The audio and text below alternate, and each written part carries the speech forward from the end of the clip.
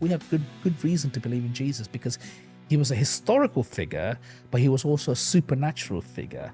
He made some serious claims. And he backed up all of those claims by his life, death, and resurrection.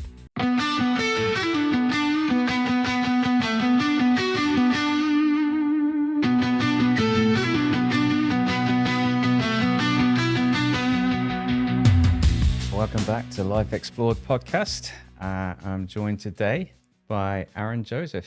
Hi.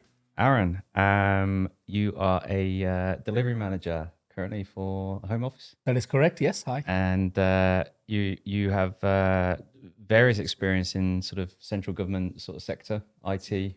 That is correct, systems, for many years, about maybe 20 years, would you say? In the IT sector, definitely, yes. Yep. And just in particular, sort of the area of national security as well. And big data. Yeah. A lot of monitoring and feeds that have to be taken in, right? Indeed.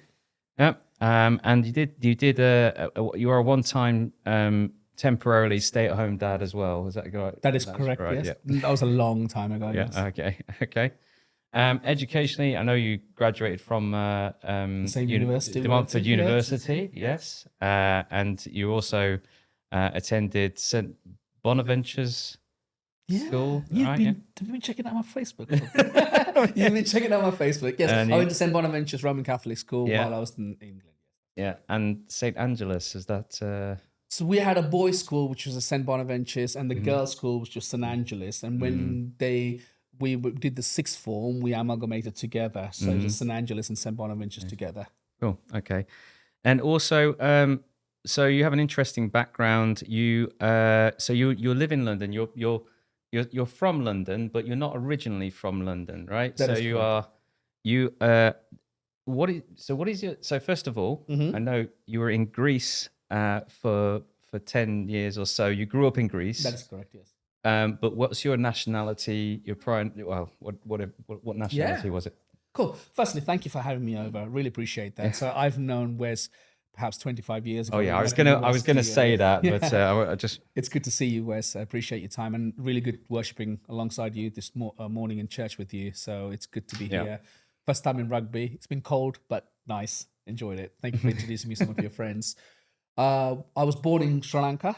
My parents then moved away from Sri Lanka back in 1980. We moved out of Sri Lanka when I was around 2 years old, if I remember correctly, due to the civil war there. And my parents wanted to find work elsewhere, so they moved to the Middle East, primarily to Lebanon and that part of the area. I went to school in Greece for the until I was about 10 years old. We went to a wonderful school, first an American style school, then a British style school, and then when I was ready for secondary education, myself and my brother, we then migrated to the UK when I was around 10 years old. In fact, on Christmas Day. Really? And I remember flying into London Heathrow, landing, and everybody did a big cheer. And we then started schooling in here. I think, if I remember correctly, the second half of primary school, if memory serves me right. Now I'm 45, so I'm getting a bit old and forgetting things every so often. I know you're fluent in Tamil. Tamil, right? Yes, that's correct. Tamil. Yes. Did you learn any Greek as well, or?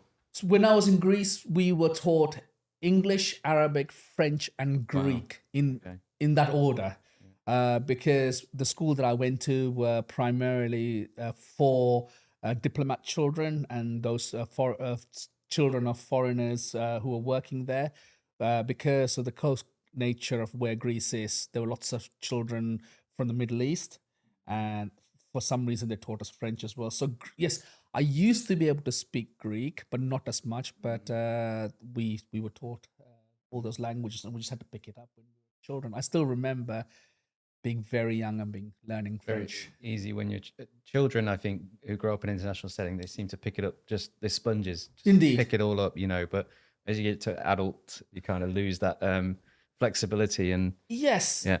But we never spoke Tamil at home. We always spoke English at home. Right. And when I saw my parents, we always spoke English at home. But Tamil was around the corner even though we didn't interact very much in Tamil, we just kind of spoke Tamil. So I can speak Tamil. I can't read and write Tamil. I can try really hard to put the alphabets together. There is a joke in the Tamil community where you will spend all of eternity learning Tamil, and that's why you will spend eternity. Because the alphabet range is such a large, complex range. There's about 300 letters in the alphabet. So it takes a long time to learn Tamil. That's a lot. Yeah, it's a lot, yes. And as you alluded to, we met in university at De Montfort, right, 25 odd years ago. So that takes us back, doesn't it? When I came into the station yesterday evening, and you said, "You look old," and I'm like, "Yeah, 25 years ago."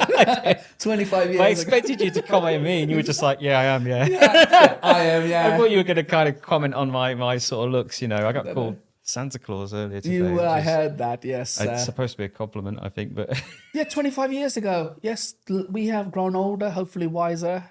It's good to see that we're still holding on to the faith. But Christ holds us fast. But it's good that we're still walking with God's people, going to church. It was really good standing next to you this morning and singing the songs that I sing in my own church. I know we have met in.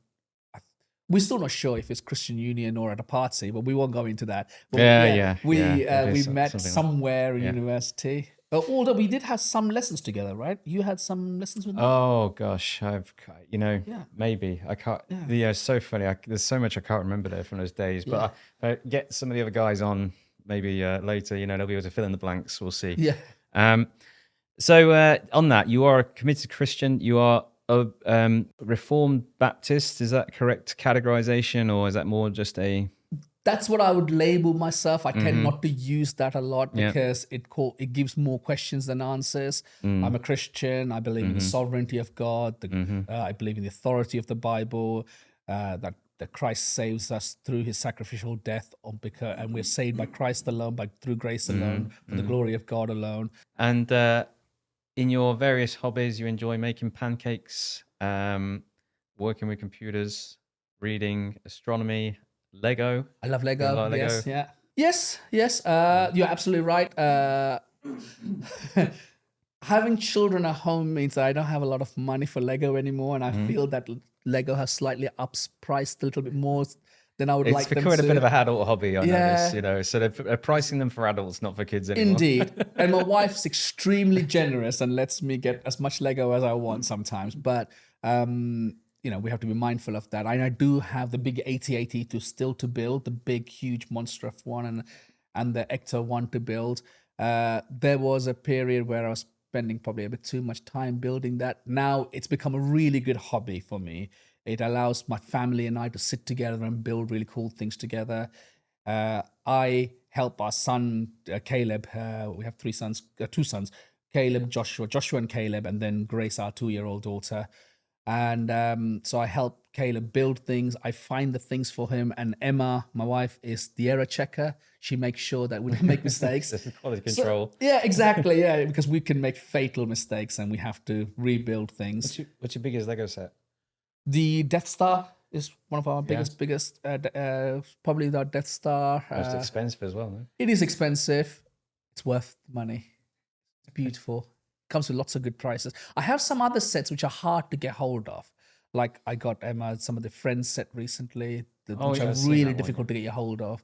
I got the original Batmobile from The Dark Knight, which is really good fun to build.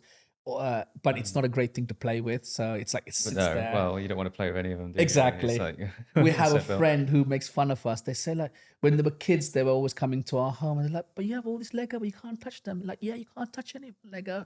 There have been times where I've just sat in my office and like, "No, you can't come into my room because this is Lego. You can't touch it." You're like Mr. Business. Is it Mr. Business from a Lego movie?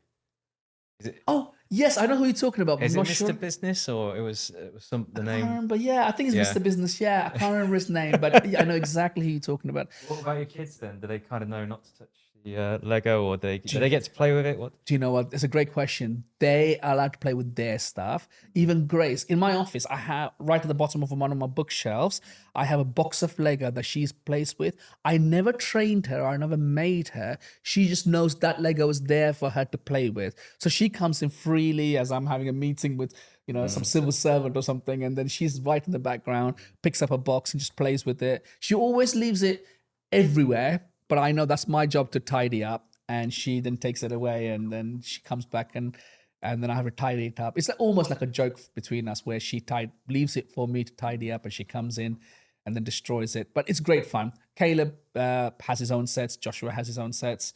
And Emma has loads of sets, especially the botanical stuff, the flowers. Oh yeah, The yeah. Those are new as well. Yeah. She's really enjoying doing that. I bought her the new Wally and Eva because it's perhaps the greatest movie ever made. What is it? Wally. Oh, Wally. Yeah, Wally. wonderful. Yeah. It, Wally. it always touches my heart. So she built that about a month ago. So I think they're making some really cool sets for us. And you mentioned pancakes. Yeah, it's there was a period in our life where almost every Saturday we were making pancakes as a family. That was great fun. And on your wife Emma, you've been married for Quite a long time. 15 years, Yeah, right? yeah. Not long enough. 2011, I think. Yeah, yeah. Right. And you mentioned your children as well, Joshua, Caleb, and Grace. Grace Evelyn. Is it Grace or Grace Yeah, Evelyn? Grace Evelyn. Yeah, Grace Evelyn, yeah, you have been okay. doing the research. Yeah, she's named after her great grandmother. So Evelyn was our Emma's grandmother. She died a few months before we got married. So we felt that, hey, look, let's name our daughter. If God ever gives us a daughter, we'll name her. And it felt like it'll be a really good name to name her.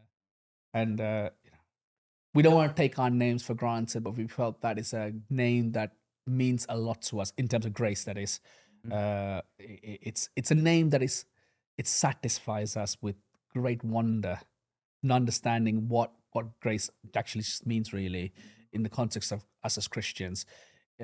I've heard that name with lots of other people, but for us, it's a really important thing that reminds us daily the goodness of God to us. Like, we talked about the Hesed this morning in the service, and your pastor was talking about it, Andrew Scotland, right? Andrew, yeah. Andrew, yeah. And, Hesed.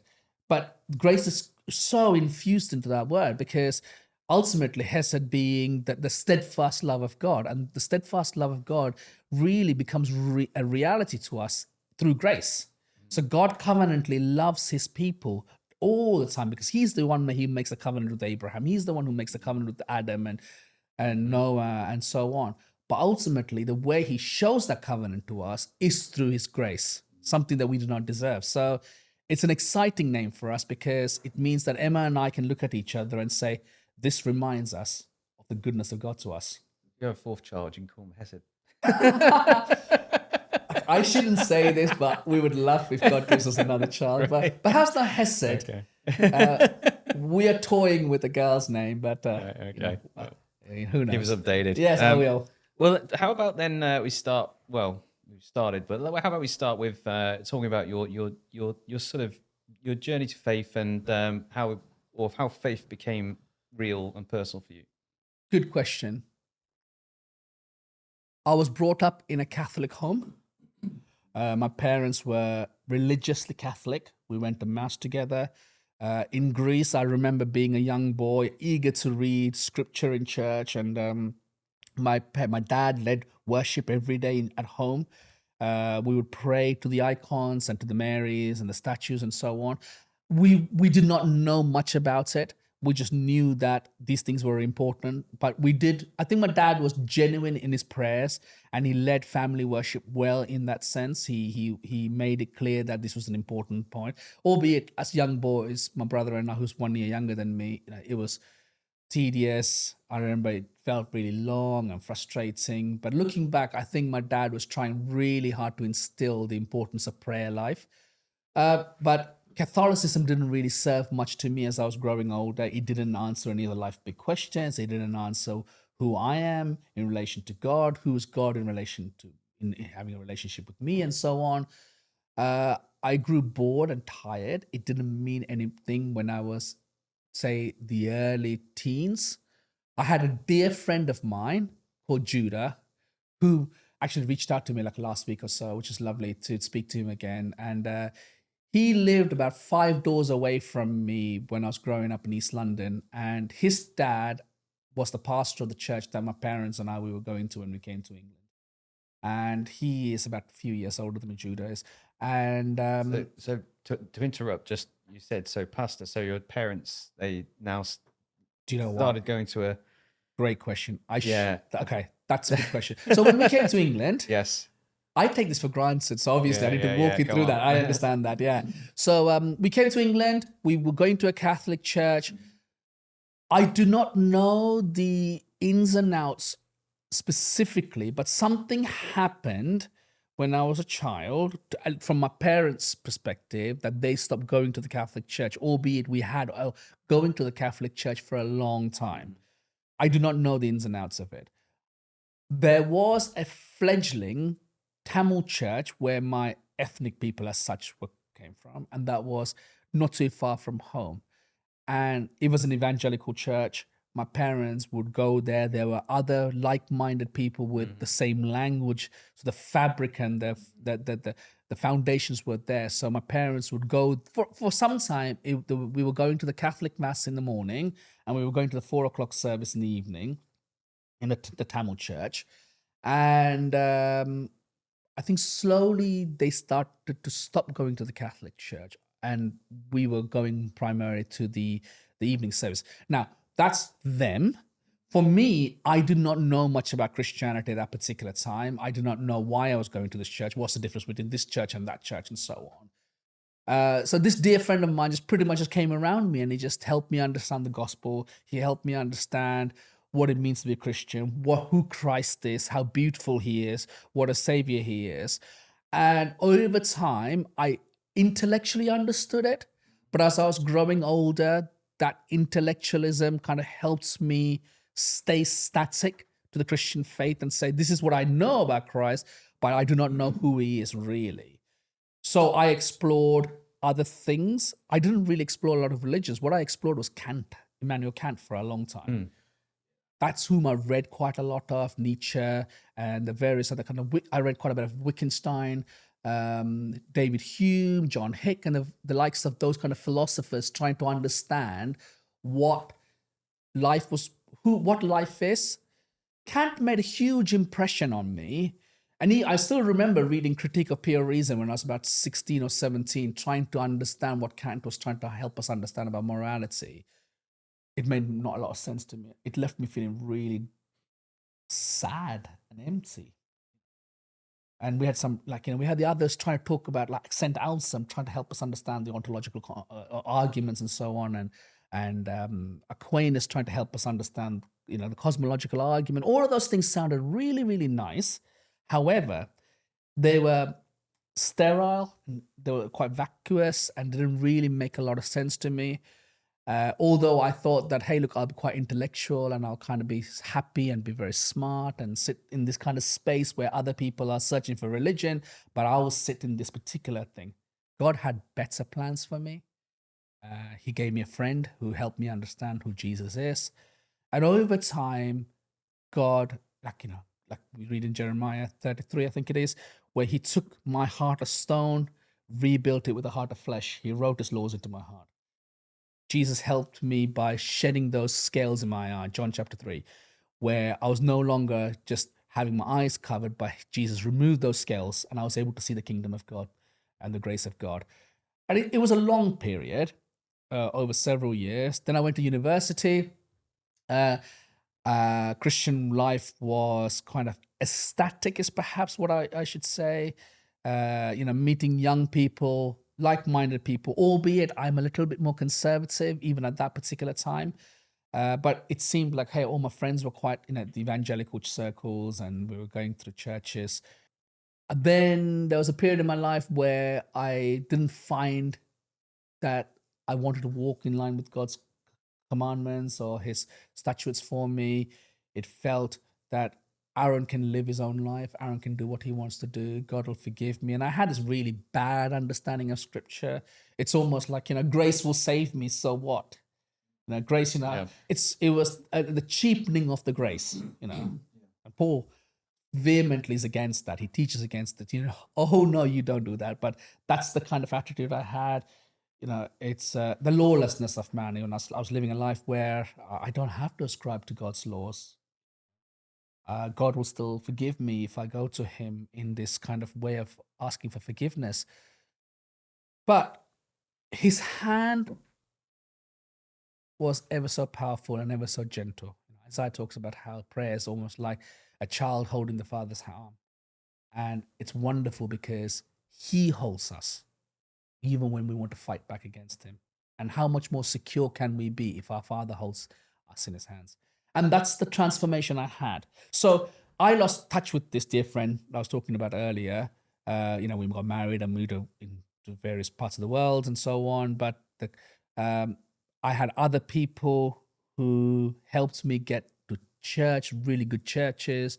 I was part of a church for about 15 years, where my wife and I got married. I was serving there. I was preaching there. God was doing some amazing things in my life, my family's life. God was kind to me. God was kind to people in the church. And so that's where I'm at the moment. And now I go to a different church only because we moved location, not for any other reason. And I love my church. I love my brothers and sisters there. It's a free evangelical church near where we live. God has been gracious to us at the moment. He's growing us numerically and spiritually. So I don't have a problem with God, numbers, because ultimately numbers mean these are God's people growing, because we do want to see people in church as well. But we shouldn't be satisfied in that. We want to see people growing spiritually. We want people, the image bearers, to come to church. We want them to come to church, people who are all kinds of background.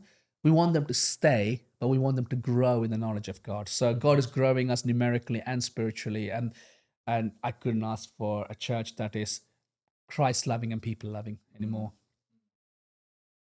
And you can let me know if this is something you happy to talk about. But there was a period, I think, there was a period you were sort of a single dad. Was that correct? Yes, I was. Yes, absolutely. So I'm comfortable. Emma's comfortable, and Joshua's comfortable saying we have 3 children. When I say we, Emma and I. Yeah, sure. But yes, I was a single dad for some time. One of the wonderful things about what God did in my life when He saved me was 2 things that He dealt with very, very, very quickly. Some things cling to us, and we like Owen says, we have to be fighting sin, or sin will be fighting you. Sorry, we should be killing sin, or sin will be killing you. Owen writes that. But there were 2 things that God immediately, almost instantaneously dealt with when God saved me. And that was my sin pattern of promiscuity and my sin pattern of arrogance. And I think God was really kind to me in saving me out of that. That's not to say I don't have any other sins. Pardon me? He always is kind to us in His grace. Absolutely. Yeah. So, and I don't want to downplay this. I had a wonderful relationship with this girl in worldly sense, and and I cannot dismiss. I have to be mindful of that. And out of that relationship, God generously gave a child out, despite the situation that was, and that's Joshua. And our relationship broke down very quickly after that, partly because I wanted to get married, and the other person didn't want to, and it's fine. And due to the complexity of and the nature of what was happening in there, Joshua lived with me for a long time, and then there was a period where we tried to reconcile their relationship by them having that relationship together. It happened and didn't happen, and it was very complex. And then Joshua then came and lived with me and Emma for a considerable amount of time, and he grew up at home. It was his home, our home. People would say things like, "Oh, yeah, but your mum is lovely," and Joshua would never ever challenge that. And Well, yeah, we recognize that Emma is not Joshua's physical mum, but she's adopted it. Indeed, absolutely. And I'm sure he just calls her mum. And indeed, absolutely. And the majority of his life now has been exactly, absolutely, and it's been such a wonderful grace of God to us, because if he can't get hold of me, he rings her immediately, because that's what it is. So Joshua treats her like mum, but she treats him generously, as if it's her own. And although he's not officially adopted, it gives us a glimpse of God's adoptive story for us. That God chooses us. Again, going back to my Reformed kind of tradition, it's God's sovereign work in adopting us into His family. We don't do anything for our adoption. We are the passive person who waits to be adopted. God does all the hard work to adopt children into His family. through Christ's great work on the cross. So Emma did all the hard work in loving him, caring for him, changing him when he was afraid at night, waking up in the middle of the night to be with him, giving him Calpol when he had growing pains and he's in tears. He was there, she was there, and so on. So all of those things have kind of molded our family in such a way that both Caleb and Grace see Joshua as brother and nothing more and nothing less. And that's a wonderful testimony of God for us. It could have gone really badly, but sometimes I'm like, wow, this is quite cool, God. It's like, why do I deserve all of this? But it's because I don't deserve it. That's the whole thing. Yeah. So Joshua is quite cool. Yeah, it's for Joshua as well. It's God coming through for him as well. Not yeah. With a family. Indeed.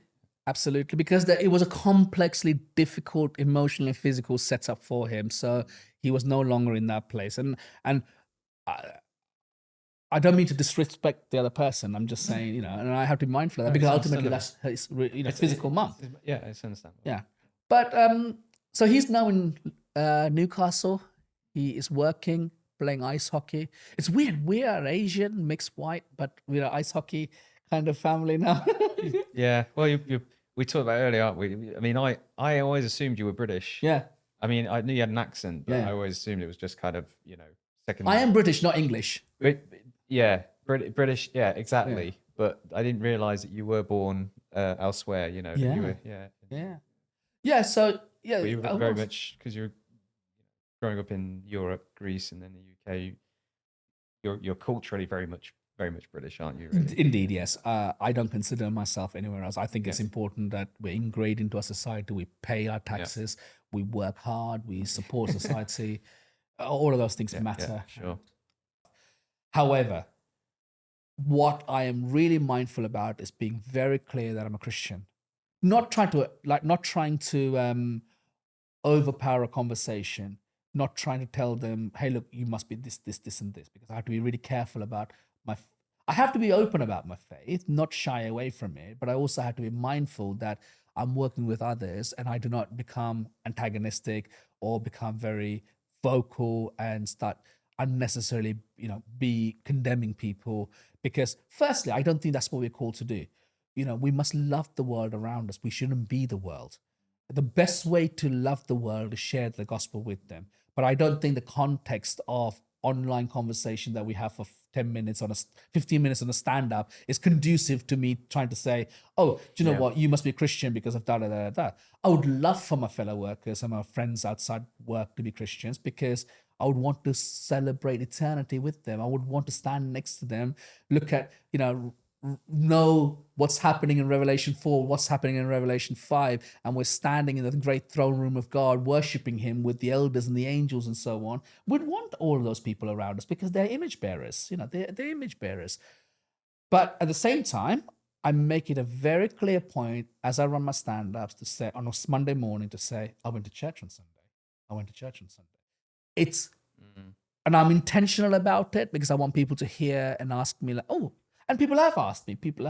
In fact, the people who have asked me the most are my Muslim friends who have been very intrigued because I have been open. And as I manage them, they'll come to me and speak to me about it. I think perhaps, and I don't want to read into it too much unnecessarily, it's because perhaps they take their faith quite seriously as well. And they perhaps feel that they can't talk about it. But because of the position that I am in, and then I manage them, they can come and speak to me about it privately, and it's been good. It's been useful. It's been helpful for me to be able to say to my colleagues, my family and I went to church on Sunday morning. That doesn't necessarily mean that may evolve into a full-blown conversation, although we've had those small minor conversations outside, and that's been, I think that's really important. In the last time I worked in an office, that was a long time ago, I was able to talk about it a bit more openly and freely because I was talking to people like you and me sitting next to each other. Yes. And then sharing books with them. And I'd say, hey, look, like I remember one particular guy who was struggling. I knew he reads because every time I saw him, he was reading a book. So I was like, okay, like-minded. So he was struggling with the authenticity of and how they canonized the Bible. like he would always, he didn't really think that the canon, like the scriptures that we have, is the scriptures that God has inspired, that it is completely what God wants for us as his word. He didn't believe in the sufficiency of the word, that it is sufficient and efficient for all of life. So I was able to just say, hey, look, here's a book on how the canon came about. It's technical, but I know you're a technical guy. Read it. Just read it. And like, how the canon came together. How did the early church gather up manuscripts? How do we deal with, say, manuscripts that we have small changes, textual criticism? This papyrus is slightly to this papyrus. How do we discern this is the most correct, accurate papyrus? Because this one is 200 years old, so we can work backwards to see this is the original papyrus. So we know this is an authentic. This is more an accurate version to this one because we're able to work backwards. So I was able to give kind of books like that and walk people through and say, look, have a read through this and come and speak to me about it.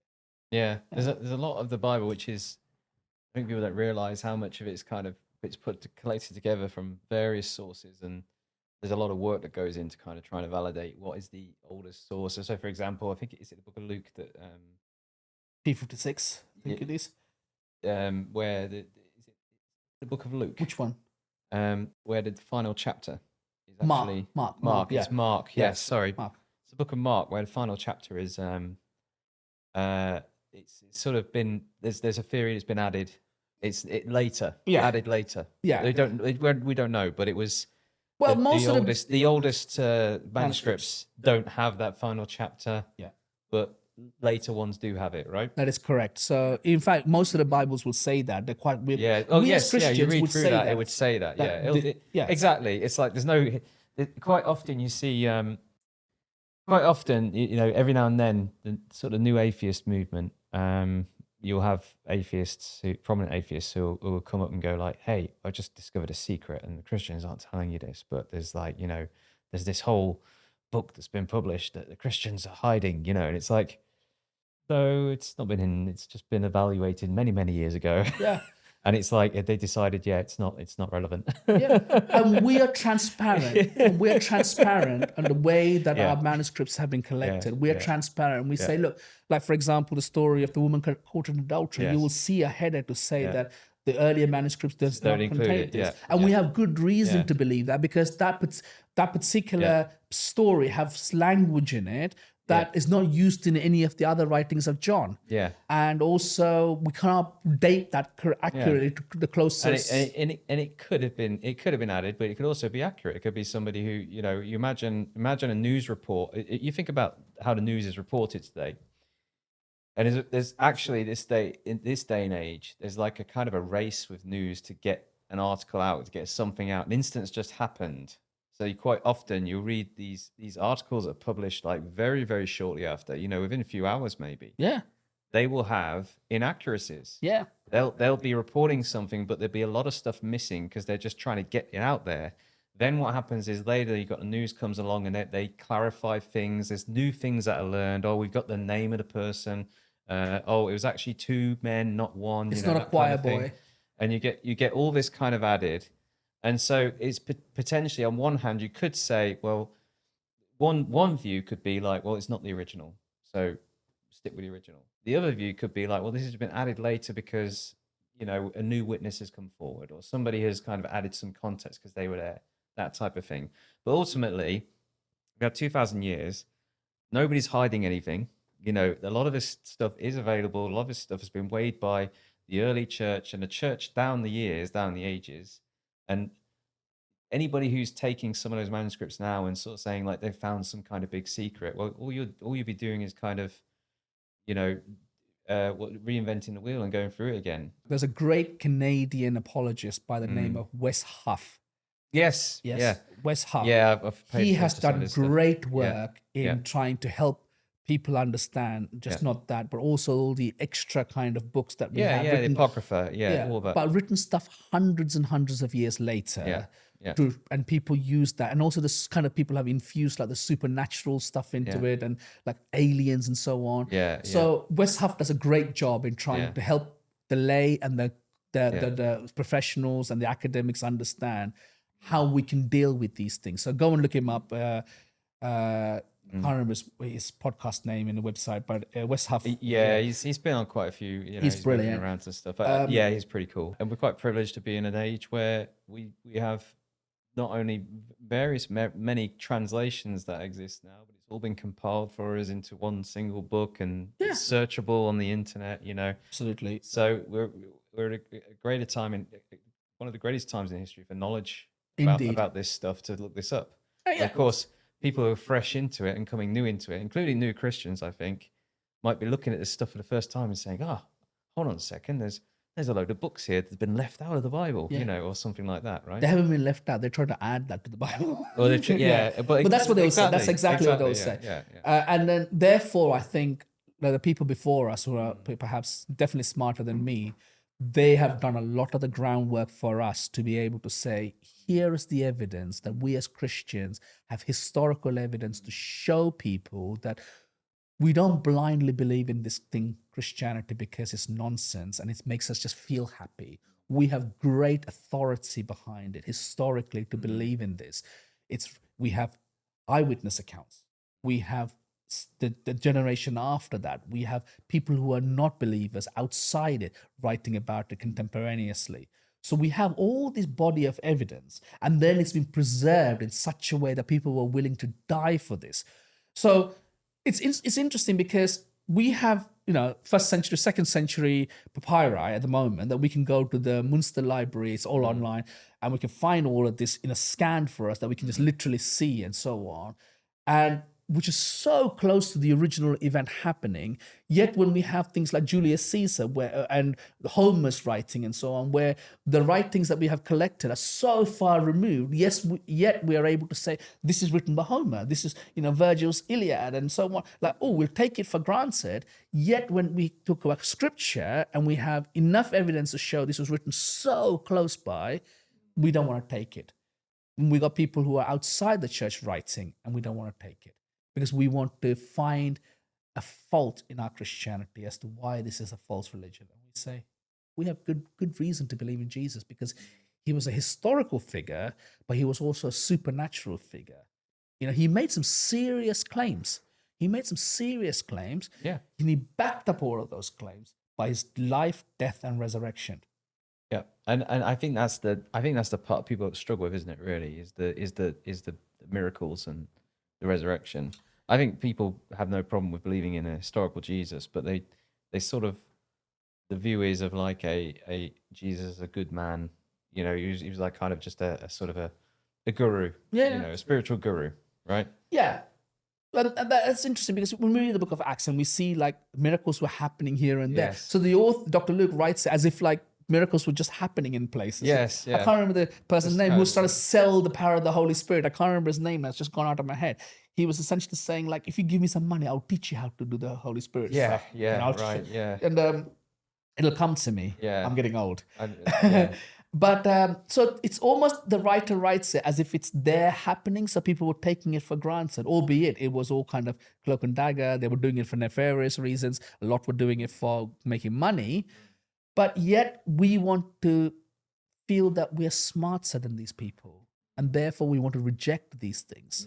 I think we should stop there because we could go all day. I would love to talk about this. And I think it's been a very interesting conversation. I think finally what I'd like to do, maybe we just, because I really did want to talk about your health, and you were happy to come talk about that. Yeah. It'd be very interesting for people to hear your journey there as well. Sure, absolutely. Because I know from, I think it's from the late 2000s, was it 2010, 2010? Probably, yeah. Like that. You've had some issues, and you want to. In terms of my health, so I woke up one day and I started having these pins and needles just randomly on my left foot. Wouldn't go away for a few days. Went to the GP after a few days of suffering, and the GP sent me to an X-ray. And of course, the X-ray is not going to show anything nerve-related, neurological. So he said, "Well, we'll see what we can do." And over time, I was in great agony, lots and lots of pain, like serious pain. And it grew from that pain to a pain where I could not perhaps walk to the end of this room, just there a few steps, without being in excruciating pain.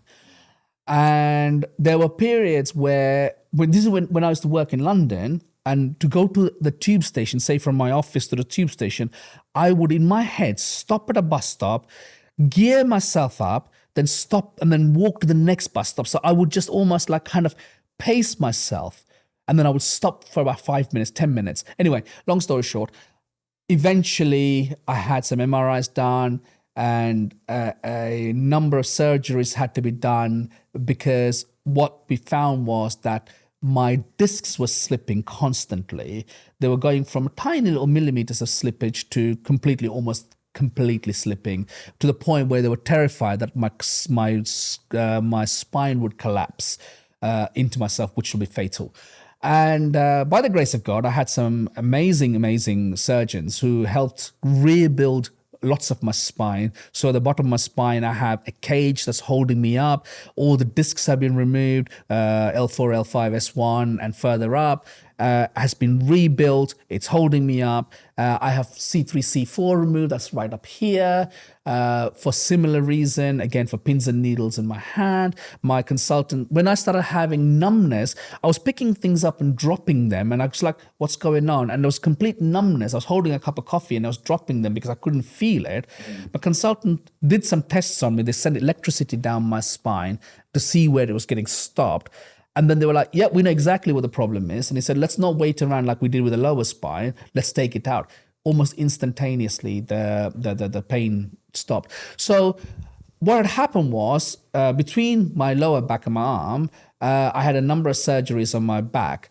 And by this time, I was on quite a lot of heavy medication, serious amount of medication to help me overcome the pain. Where to the point where I was on medication to stop me from being sick as well, because I was in such great pain. And I had become, without to my knowledge, addicted to this painkillers, mainly tramadol, and prior to that were morphine patches. But I was on tramadol for several years. At one particular point, including the anti-sickness tablets, I was taking 21 different tablets a day just to keep the pain at bay. 50 milligrams of tramadol, just several tramadols a day. Anyway, nevertheless, my GP was excited that my surgery had worked and took me off the painkillers. And within 3 days, I think it was, I just completely went berserk. It started off me feeling like there was a craving in me. I remember sitting at the end of my bed going like, there's something in me that I need. I don't know what it is. My mind hadn't clicked at that time. Like I just needed something. And I was craving for my painkillers because I had become addicted to my painkillers, the prescribed painkillers that is, to the point where my body was just going bonkers. And I was terrified at that time, went to the GP, and the GP he gave me a choice. He said, look, Mr. Joseph, you can either go back to the tramadol and we can wean you out, or you can we can have cold turkey. My wife and I had a long chat because the GP was kind enough to explain to us what that meant. They took me off the tramadol. For about 3+ months, I went through what you would call a general process of addiction withdrawal to prescription painkillers. It was a horrific period of my life, where you name it, the night sweats, the shivering, the fact that I was paranoid, the pain and the suffering, and so on and so forth. And it took a long time to kick it. First I had to kick the habit, then I had to kick the actual addiction and the emotional craving for it, because the emotional craving is amazing. It's such a wonderful drug because it puts you into this place where it just takes the edge off your pain. So you're kind of wanting that as much as the pain to go away. Anyway, my church was phenomenal. They were kind to me. I had brothers and sisters who came and sat with me through this time. My wife was incredible. They walked me through this process of me being extremely addicted to these painkillers. And it was a horrible time in my life. I remember my wife saying to me once that at that particular night, I was running through the house searching for the tramadol in the house. She had thrown them all away. We had thrown it all away because I needed to, but I don't remember these things. And she says to me that I was not a nice person to live with at that time. I was angry all the time. I was angry with the children. I was angry with her. As there was times when I couldn't go to work because I was laying in the sofa shivering and shaking. But do you know what? That happened. I went through a really, really difficult time. I look back, some dear brothers of mine kept me in their prayers. My wife helped me walk me through this particular painful journey.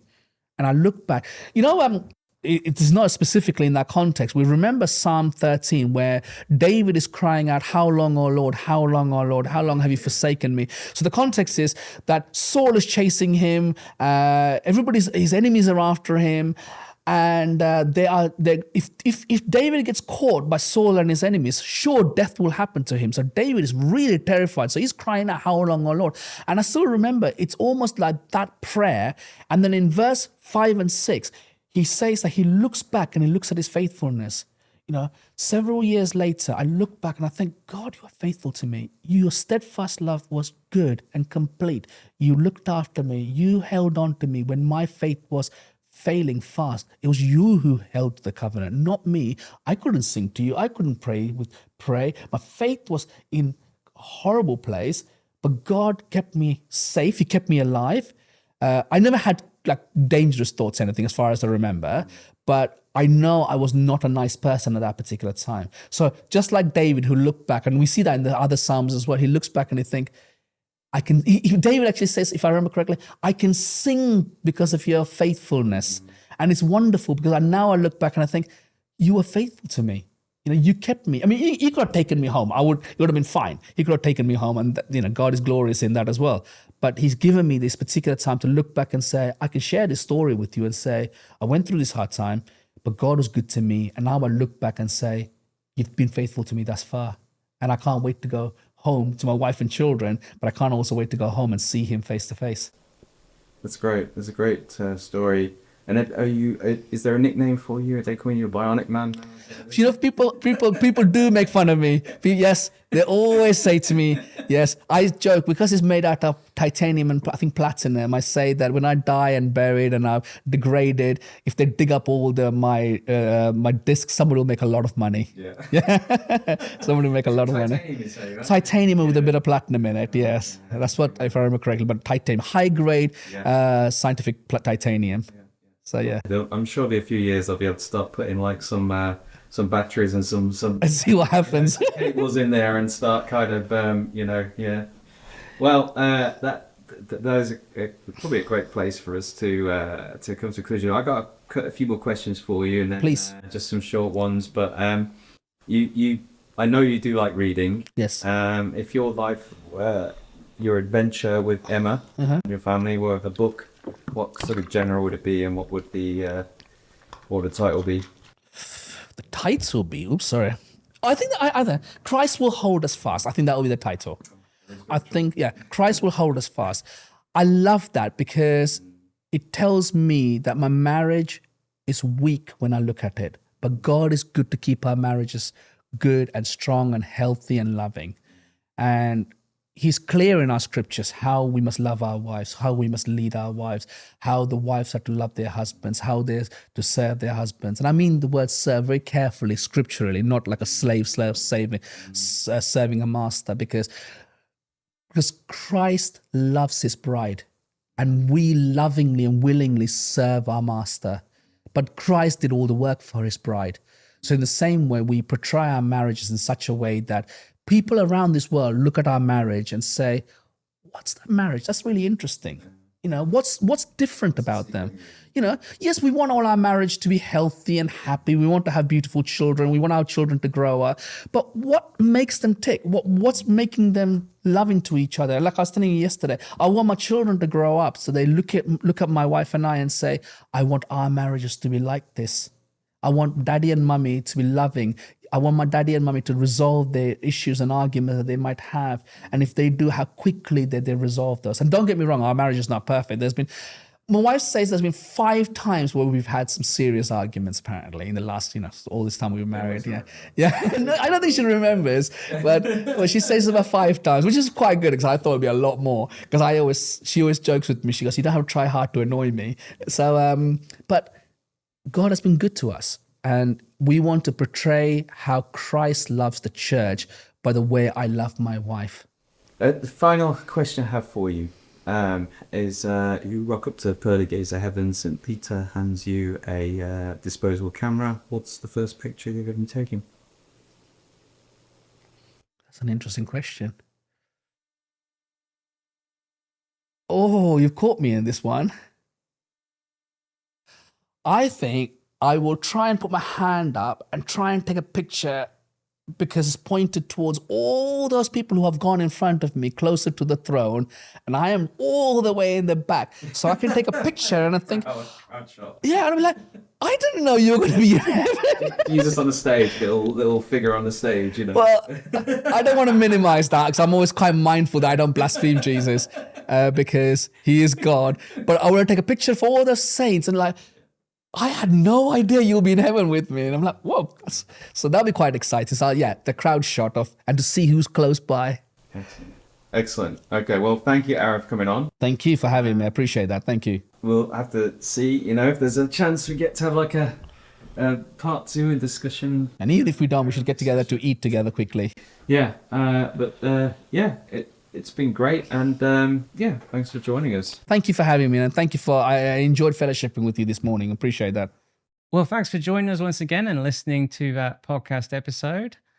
We hope you enjoyed the content, and if you haven't already, subscribe, whichever platform you're listening on or watching from, and we'll catch you again for the next episode of Life Explored.